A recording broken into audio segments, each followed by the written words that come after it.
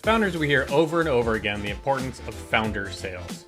Why are founder sales important? Well, first, it's user research. It's the very beginning of your user research. Who are these users and what do they need? The more you sell as a founder, the more you hear feedback about your product and the more you can incorporate that back into the capabilities of the product. Two, as the founder, you've got both hands on the wheel. Not just the go-to-market side, but also the technical side, which means that you can actually really act on customer feedback rapidly. You can form these tight feedback loops that improve your product over time.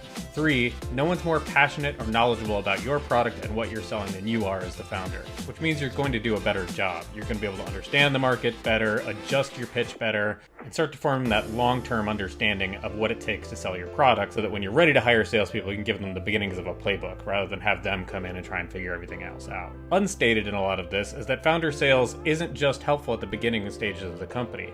It's helpful throughout the company's journey. Think about a new feature launch. Having built those founder sales muscles, you're the best at understanding your market and what the market needs. For a new feature, a new product launch, you're going to be the person who's best positioned to understand how to fit that into the market again. Now take that to a negative scenario, something that's happening a lot right now. Your sales are declining.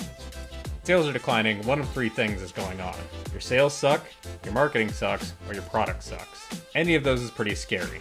But as a founder, you're the person who's best equipped to actually analyze and figure out which of those is going on. If your sales suck, that's a process thing. That's a personnel thing. That's an education thing. Those are relatively easy fixes, although they take time.